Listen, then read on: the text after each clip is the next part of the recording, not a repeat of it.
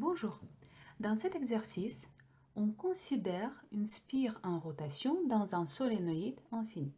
Alors, un solénoïde très long, comme c'est présenté ici, comporte un spire par unité de longueur, deux rayons R, donc le rayon de solénoïde vaut grand R, je vais présenter ici, grand R, est parcouru par le courant d'intensité I constante. Donc, le sens de courant est présenté ici. Donc, le courant aille du haut vers le bas.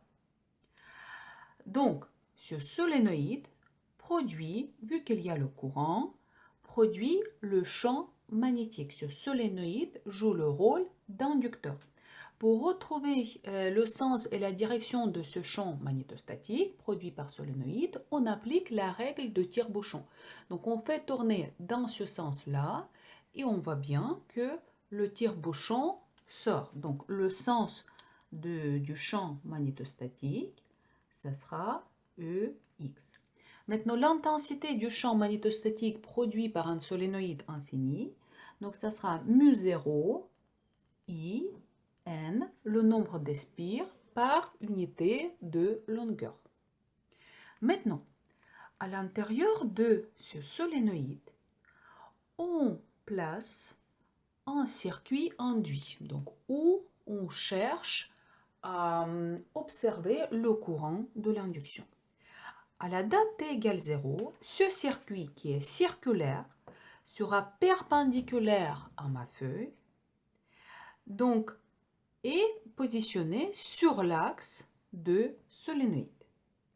Ensuite, on met à la date t0, on met en rotation cette spire circulaire autour de son diamètre vertical EZ. Donc on fait la rotation autour de EZ jusqu'à son axe, donc l'axe de symétrie pour cette spire c'est EX pour le moment initial. On met en rotation cette spire jusqu'à son axe, soit à l'angle pi sur 2 de l'axe de solénoïde. Donc l'axe maintenant c'est l'axe qui est perpendiculaire, donc cet axe sera à l'angle pi sur 2 par rapport à l'axe de solénoïde. Donc on fait tourner cette spire, par exemple dans ce sens-là, jusqu'à cette position-là de la spire à l'intérieur de solénoïde.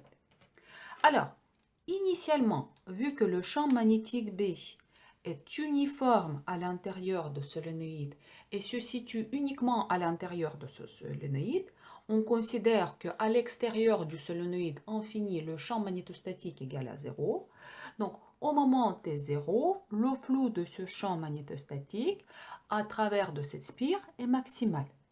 Petit à petit, quand on diminue la surface exposée, le flou diminue et à l'instant final, quand cette spire devient parallèle à l'axe de solénoïde, donc plus précisément, donc l'axe de cette spire devient perpendiculaire à l'axe de ce solénoïde, le flou s'annule. Donc pendant qu'on effectue cette rotation de cette spire, le flou varie et cette spire va essayer de réagir. Donc, elle peut réagir uniquement en produisant le courant de l'induction, en mettant en mouvement les porteurs des charges, et de telle façon pour revenir vers les conditions initiales. Donc, ces conditions initiales, le flux maximal. Donc, elle va essayer de produire le courant de l'induction tel qui va produire le champ magnétique propre de cette spire, qui va compenser la perte de ce flou du champ magnétostatique pendant la rotation. Et on cherche à calculer la quantité totale des charges qui va parcourir cette spire due à ce phénomène de l'induction, donc dû à la présence de ce courant de l'induction. Donc, la quantité de charge, ça sera l'intégrale du moment t égale 0 jusqu'au moment, donc t égale à certain t qui correspond, je vais marquer ici, l'angle alpha égale pi sur 2. Donc, alpha, c'est l'angle entre l'axe de cette spire et l'axe de solénoïde. Donc, finalement, quand on va faire tourner la spire, l'axe de cette spire, ça sera sous l'angle pi sur 2 par rapport à l'angle de ce solénoïde. Et au moment initial, cet angle est égal à 0. Donc, le courant I de l'induction, donc ce sont les charges de ce courant de l'induction, dt. Donc, pour calculer la quantité de charge, il faut calculer le courant induit. On va commencer, comme toujours, par attribution du sens du courant positif. Donc, imaginons que le courant positif a ce sens-là. Donc, nous avons cette spire. Le courant a ce sens-là positif. Ensuite, on attache la surface à cette spire circulaire. Donc, ça sera un cercle. Et on précise le vecteur unitaire normal à la surface. Donc le sens et la direction de ce vecteur unitaire normal à la surface, ce sera défini par le sens de ce courant positif. Donc on applique la règle de tire-bouchon et on voit que n, donc le vecteur unitaire, en tout point de la surface, ça sera perpendiculaire et le sens et la direction dans ce sens-là. Maintenant, l'angle entre l'axe de ce solénoïde et l'axe de cette spire qui passe par le centre ici vaut alpha. Donc on a fait tourner cet angle vaut alpha.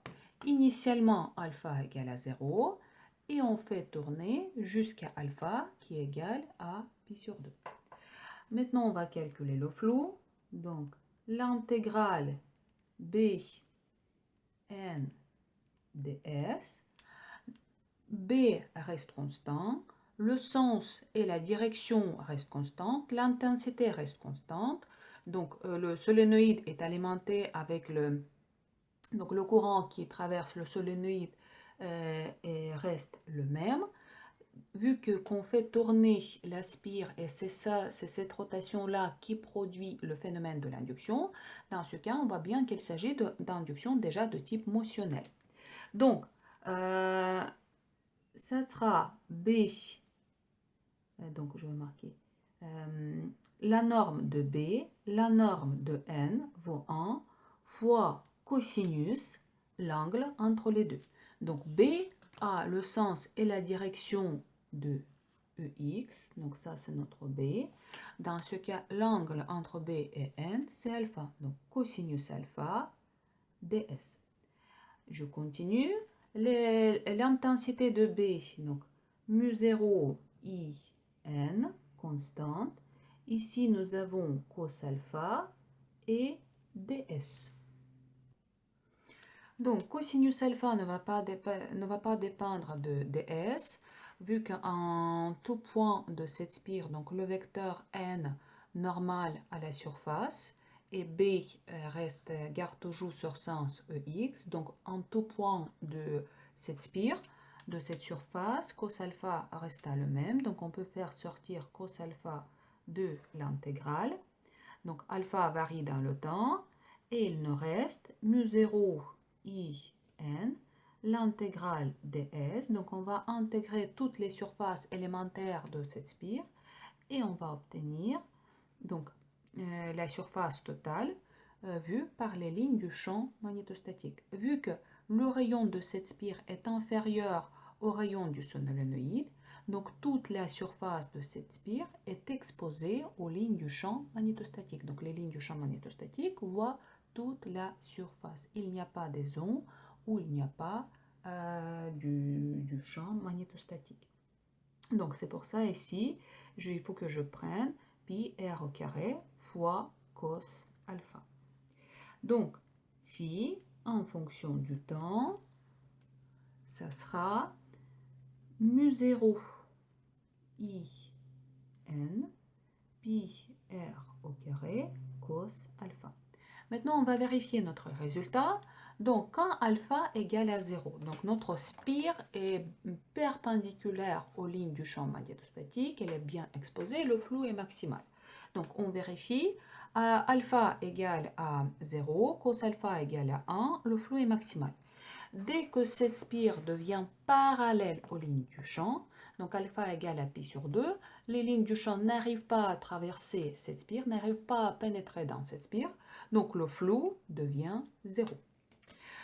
Ensuite, FM de l'induction, j'applique la loi de Lentz, donc ça sera moins d phi dt, donc ça sera moins mu0 i n pi r au carré, et c'est bien alpha qui varie dans le temps, donc ça sera moins sinus alpha d alpha dt, donc l'angle alpha qui varie dans le temps. Et j'obtiens, donc ça sera moins et moins se simplifie, ça sera mu0 i n pi r au carré sin alpha d alpha dt. Et le courant induit, la loi d'Ohm, donc Fm de l'induction divisé par la résistance électrique de cette spire, donc ça sera mu0 i n pi r au carré divisé par r, certaines constantes, sinus alpha d alpha dt. Donc la variation du courant dans le temps. Et maintenant, pour calculer la quantité de charge, il faut que j'intègre dI dt. Donc pour simplifier l'écriture, je vais appeler la constante grand A, que je peux faire sortir de l'intégrale.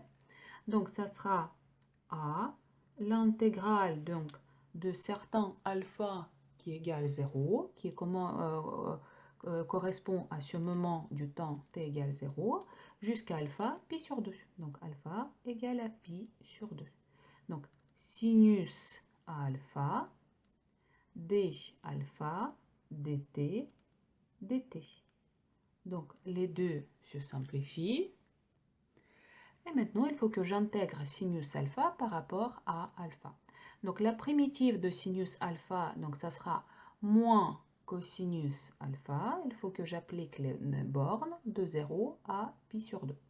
Donc j'applique les bornes cosinus de pi sur 2 égale à 0, moins, donc a, ici j'ai 0, je n'oublie pas 1, moins ici, 0, moins cosinus de 0 égale à 1. Donc moins et moins se simplifient et j'obtiens A.